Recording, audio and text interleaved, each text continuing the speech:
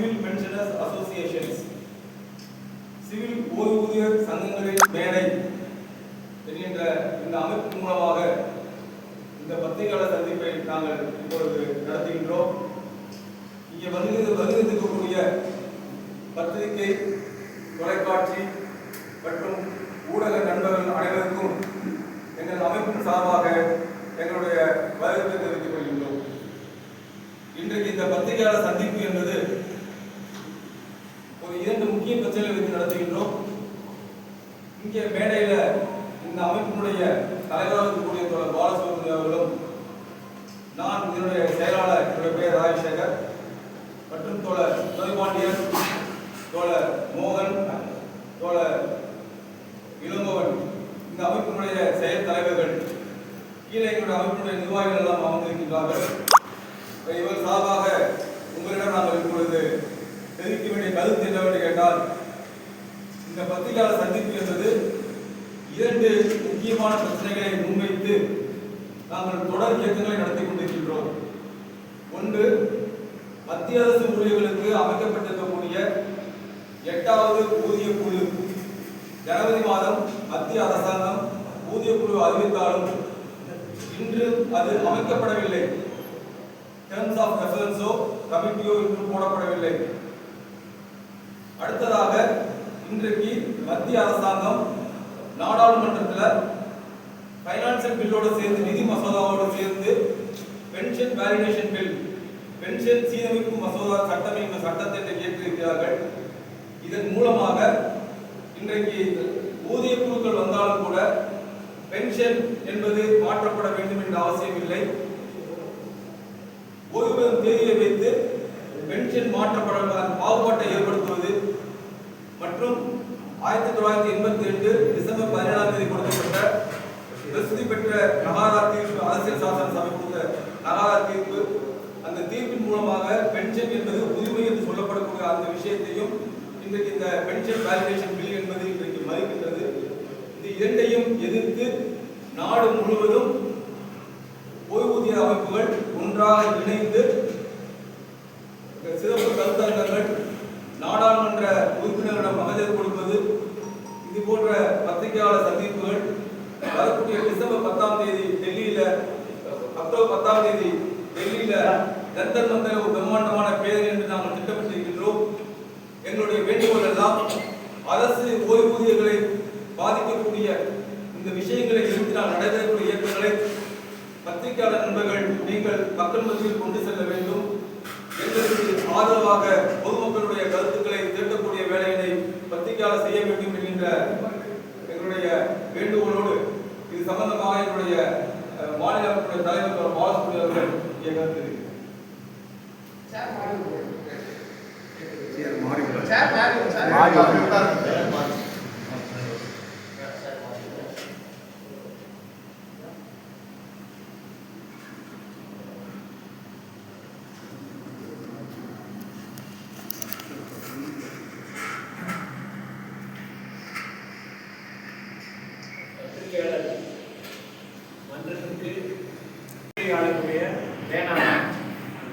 பத்திரிகையாளர்கள் பேனா என்ன எழுதுகிறதோ அது மக்களிடம் சென்று சேர்கிறது.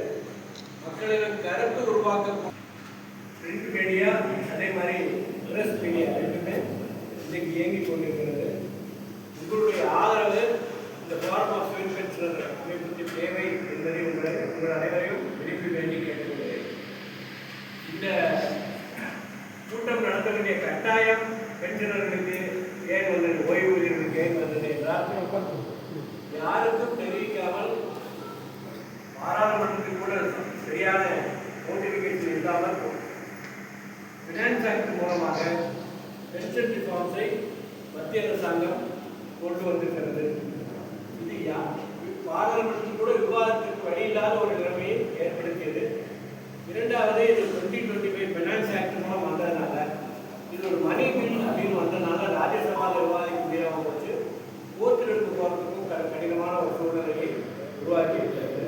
இது என்னன்னு கேட்டிங்கன்னா, 1972 இருந்து 23 வரைக்கும் நடந்திருக்கக்கூடிய பென்ஷன் ரூல்ஸ், அந்த பென்ஷன் ஆக்ட், இவர்களுக்கு என்னென்ன மாற்றங்கள் வந்திருக்கிறதோ அது அனைத்தையும் செய்வதற்கான ஒரு அமைப்பை இந்த சட்டம் உருவாக்குகிறது.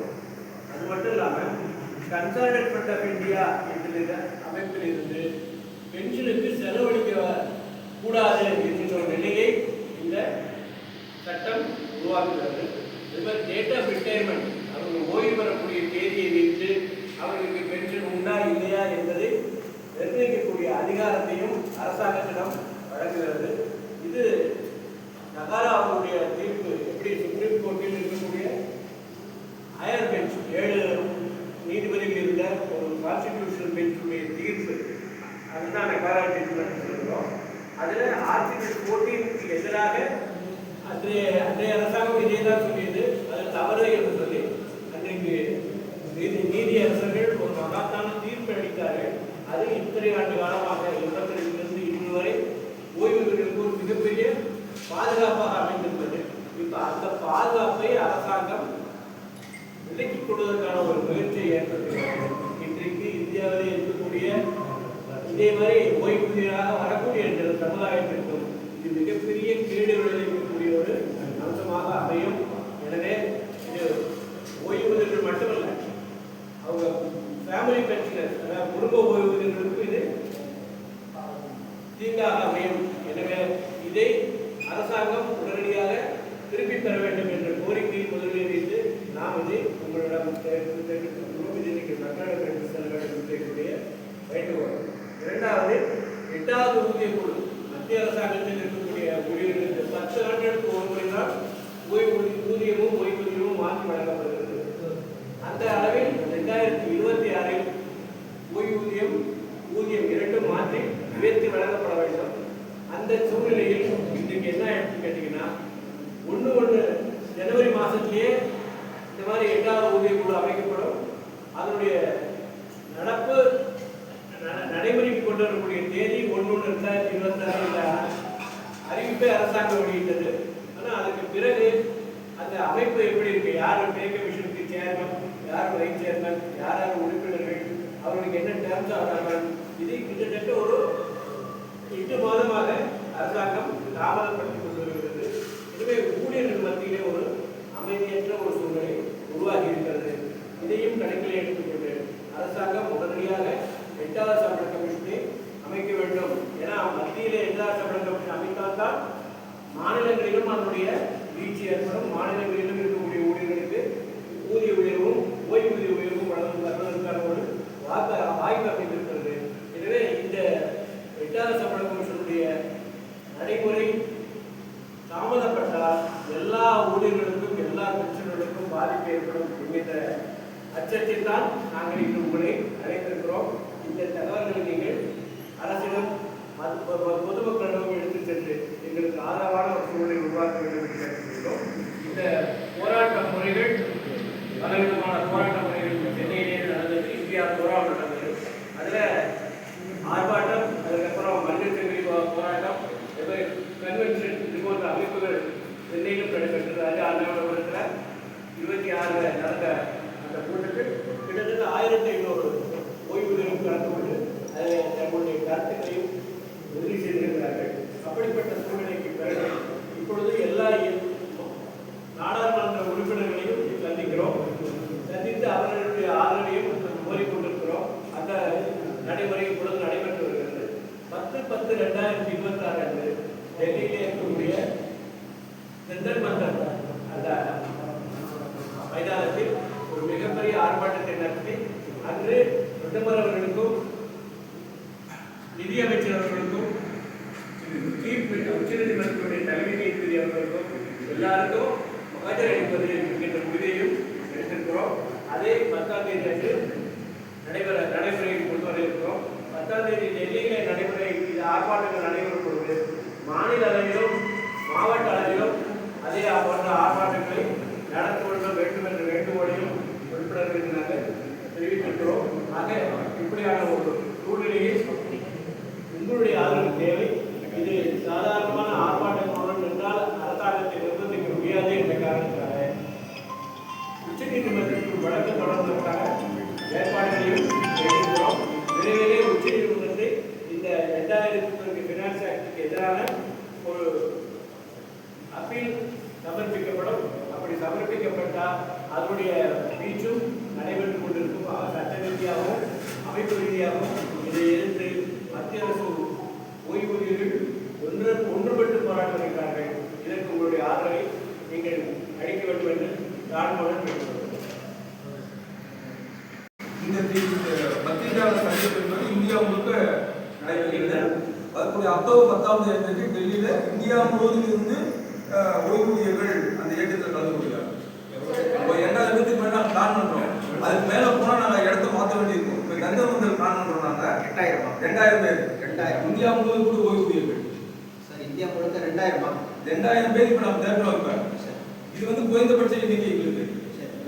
அவ்வளவுதான் அலோவ் பண்ணுவாங்க. போலீஸ் அலோவ் பண்றது அவ்வளவுதான். அதுக்கு மேல போனா நாங்க ராம்லீலா மைதானத்துக்கு போகணும். நாங்க ஆகவே இந்த 2000 பேர் நம்ம தேடுறோம். கந்தமந்தல் நடத்தணும். நியூ பென்ஷன் ஸ்கீம் போடுறாங்க சார்.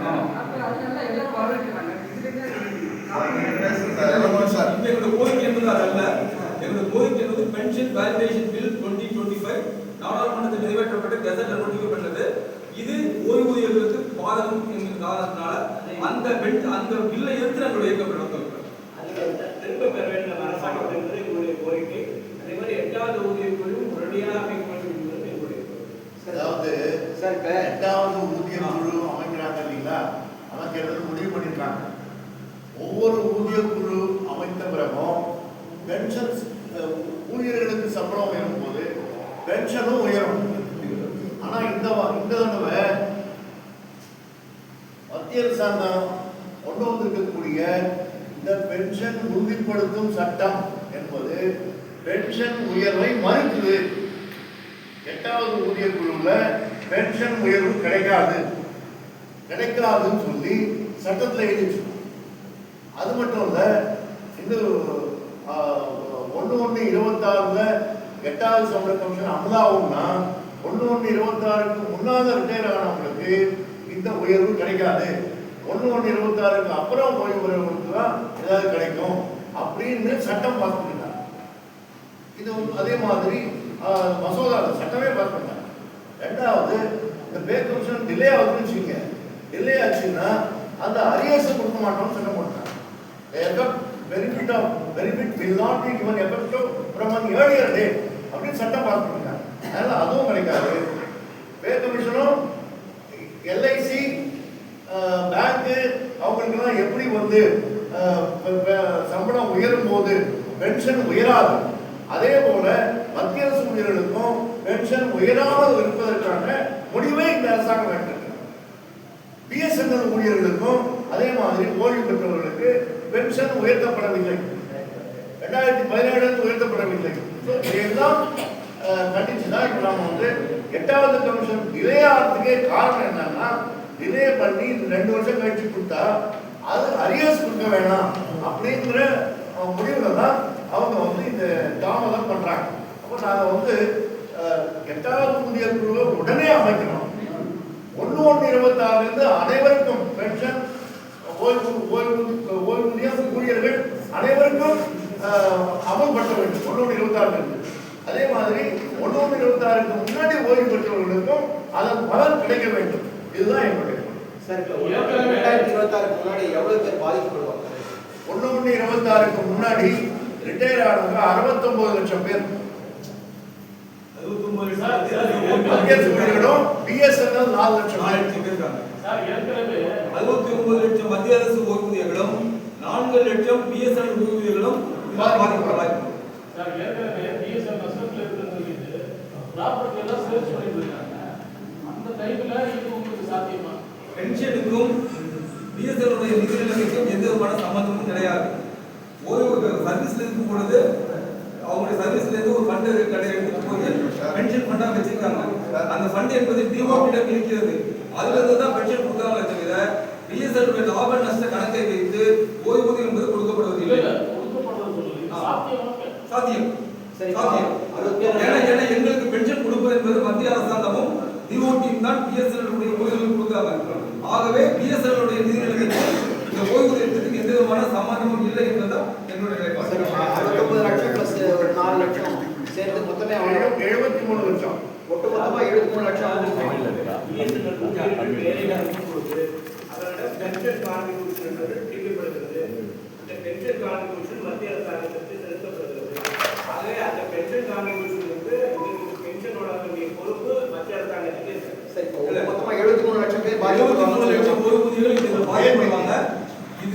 இருந்தால் மாநில அரசு ஓய்வூதியர்களுக்கும் இதனுடைய வீழ்ச்சி என்பது நிச்சயமா வரும். மாநில அரசு ஓய்வூதியர்கள் அதே மாதிரி மாநில பொதுத்துறை ஓய்வூதியர்கள் எல்லாத்துக்கும் வரும். ஊழியர்கள் எல்லாரும் இதுல பாதிக்கப்படுவாங்க. சார் உங்களுடைய குறைகளை சொல்லுங்க சார். ஏன் சார் மாநில அரசு மற்றவங்க இருக்கீங்க? தமிழ்நாடு அரசு சொல்றேன். என்ன கேட்டீங்கன்னா தமிழ்நாடு அரசு என்ன பண்றாங்க, மத்திய அரசாங்கத்தை என்ன மாதிரி செய்யறாங்களோ அதே மாநில அரசு நாங்கள் செய்து கொடுத்த நடைமுறை 86 மத்திய அரசாங்கத்தை கொடுக்கக்கூடிய சிபாரிசுகள் தாமதப்படுத்த மாநில அரசாங்கங்களுக்கு அந்த உயர்வு தாமதப்படும். மத்திய அரசுல வந்து இந்த மாதிரி ஓய்வூதியர்களுக்கு பின்னேறிட்ட உயர்வு கிடையாதுன்னு சொன்னாங்கன்னா அது மாநில அரசாங்கத்தையும் தமிழ்நாட்டில் இருக்கக்கூடிய பொதுத்துறை ஊழியர் நிர்வாகத்தையும் பாதிக்கும். சரி சார், இப்போ மொத்தம் 73 லட்சம் சொல்லலாமான்னு கேட்டேன். சொல்லலாம். 73 லட்சம். 73 லட்சம். சார் இப்போ 73 லட்சத்துக்கு இப்போ எவ்வளோ செலவழிக்கிறாங்க சார் பென்ஷனுக்காக? 2,07,000 கோடி பென்ஷனுக்காக செலவாகிறது. ரயில்வே உட்பட ரயில்வே, தபால் தந்தி, டிஃபென்ஸ் எல்லாருக்கும் 34 லட்சம் மிலிட்டரி ஊழியர்கள், மிலிட்டரி ராணுவ ஊழியர்கள், அவங்களுக்கும் 34 லட்சம், அவங்களுக்கும் இந்த பென்ஷன் செலவு. இது வந்து இதுல ஜிடிபியில 0.54 தான். பிஎஸ்என்எல் ஓய்வூதியர்களுக்கு 10,50 கோடி ரூபாய் ஆண்டுக்கு பென்ஷன் செலவிடுவார். சார் இப்போ இந்தியா 4வது பொருளாதாரமாக வளர்ச்சி பெறுகிறது. அதற்கான பலன்கள் ஓய்வூதியர்களுக்கும் பொதுமக்களுக்கும் சென்று சேர வேண்டியதுதானே நியாயம். சார் ஒருத்தருக்கு இப்போ எவ்வளோ பென்ஷன் கிடைக்கும் சார்? ஒரு முறைக்கு இப்போ எவ்வளோ பென்ஷன் கிடைக்கும்? அது பென்ஷன் என்பது குடும்ப ஓய்வூதியத்தில் ஆரம்பித்து அதிகார வேண்டி இருக்குது. பட் சராசரியாக கணக்கு போட்டு பார்த்ததுல ஒரு மத்திய அரசு ஊழியர்களுக்கு ஆண்டு மாத ஓய்வூதியம் என்பது ஒரு 28,000 to 30,000 வரைக்கும் வருது. இதுல குறைந்தபட்ச ஓய்வூதியம் 9,000. அது ஃபேமிலி குறைந்தபட்ச ஓய்வூதியமே 9,000. அதோட பஞ்சப்படி சேர்த்தீங்கன்னா 14,000 to 15,000 கிடைக்கும். 28,000. அதான் குறைந்தபட்சம்.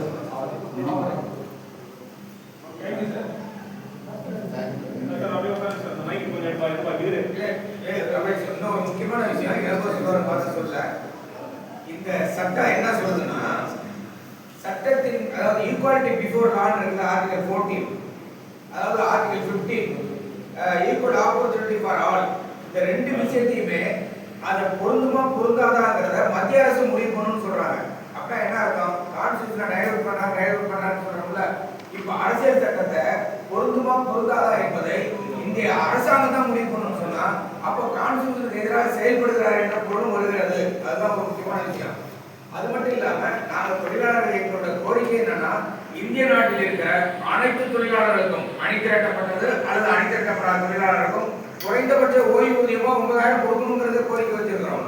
அதனால இன்னைக்கு ஓய்வூதியம் மத்திய அரசு ஊழியர்களுக்கு இல்லாமல் போனால் மாநில அரசு ஊழியர்களுக்கும் இல்லாமல் போகும். மாநில அரசு ஊழியர்களுக்கு இல்லாமல் போனால் இந்திய நாட்டில் இருக்கிற அனைத்து தொழிலாளர்களுக்கும் ஓய்வூதியம் இல்லாமல் போகும். இதுதான் இன்னைக்கு இருக்கிற மிகப்பெரிய ஆபத்து. அவர் இந்த ஓய்வூதியத்தை எடுக்க வேண்டும் என்று நோக்கத்தோடு தான் இந்த சட்டத்தை கொண்டு வந்திருக்கிறார். உச்ச நீதிமன்றத்தில் நீங்க எப்போ வழக்கு தொடரும்? வேலை நடைபெற்றுக் கொண்டிருக்கின்றது. அப்படியே ரெடி பண்ணிட்டு இருக்கோம். வெகு ஃபைல் பண்ணுறோம். உங்களை மாதங்களில்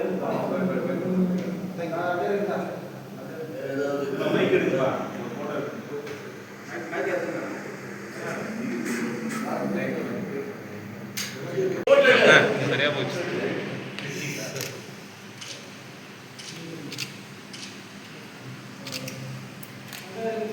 அப்படியே நான் இங்க நேரம் பாருங்க சார்.